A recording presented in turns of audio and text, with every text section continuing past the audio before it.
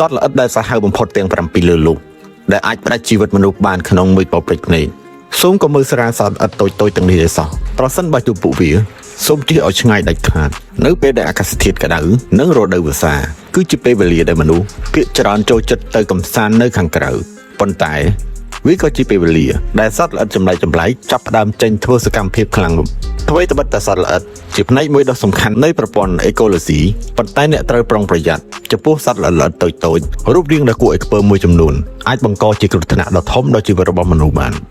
វាមិនត្រឹមតែមានពិសនោះទេប៉ុន្តែវាក៏អាចនាំមេរោគផ្លូវដង្ហើមនិងជំងឺដល់កាយសាហាវដល់យើងបានដែរនេះគឺជាសត្វល្អិតដែលគ្រោះថ្នាក់បំផុតមួយចំនួននៅលើពិភពលោកទី1 Sydney Funnel Web Spider នៅទីក្រុង Sydney ប្រទេសអូស្ត្រាលី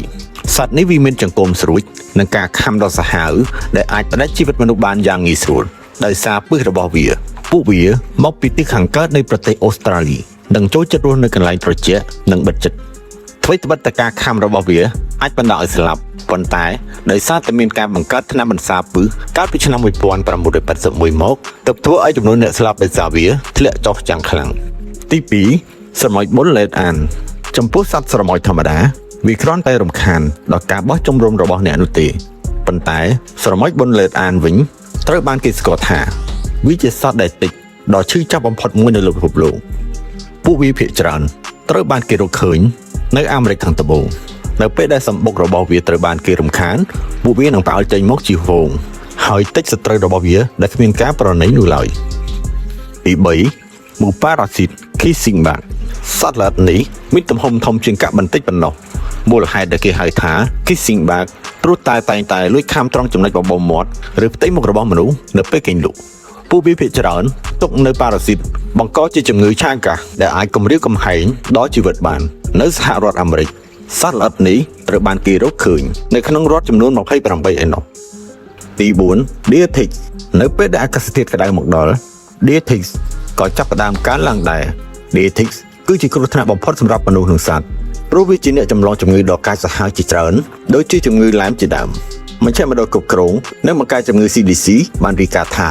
ករណីឆ្លងជំងឺនេះមានការកើនឡើងជាលំដាប់ពីមួយឆ្នាំទៅមួយឆ្នាំទី5ឃ្មុំឃាតករអាហ្វ្រិកឃ្មុំប្រភេទនេះជាប្រភេទពូជកាត់រវាងឃ្មុំអាហ្វ្រិក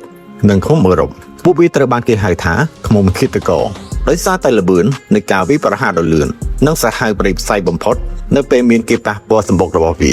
ចាប់តាំងពីពួកវាបង្ហាញខ្លួននៅប្រទេសប្រេស៊ីលមកឃ្មុំឃាតករនេះបានសម្លាប់មនុស្សអស់ប្រហែលជា1000នាក់ទៅហើយពួកវាកំពុងបន្តរាតត្បាតពាសពេញអាមេរិកខាងត្បូងនិងអាមេរិកកណ្ដាលទី6 Black Widow Spider ពួកវាត្រូវបានគេស្គាល់យ៉ាងច្បាស់តាមរយៈរូបរាងក្រហមនៅចំណុចខ្នងរបស់វាទោះបីជាវាខាំតែពេលណាដែលមានអារម្មណ៍ថាមានការគំរាមកំហែងក៏ដោយប៉ុន្តែពិសរបស់វាវិញគឺបណ្ដាលឲ្យមានការឈឺចាប់ខ្លាំងរហូតត្រូវបានបញ្ជូនទៅមន្ទីរពេទ្យជាបន្ទាន់ពួកវាមកសង្ងំនៅតាមឃ្លាំងដាក់អីវ៉ាន់ឬកន្លែងងងឹតទី7 Saddleback Caterpillars ដង្កូវមួយចំនួនអាចមើលទៅគួរឲ្យខ្ពើមប៉ុន្តែសម្រាប់ដង្កូវប្រភេទនេះវិញសូមកុំប៉ះពាល់វាឲ្យសោះពួកវាអាចសម្គាល់បានយ៉ាងងាយស្រួលតាមរយៈពណ៌ដ៏ឆើតនិងបន្លាពិសនៅលើខ្នងរបស់វាពិសរបស់វាអាចបណ្ដាលឲ្យមនុស្សជួបវិបត្តិសុខភាពធ្ងន់ធ្ងរដូចជាឈឺក្បាលខ្លាំងចេញឈាមតាមស្បែកនិងរហូតដល់សន្លប់ទៀតផង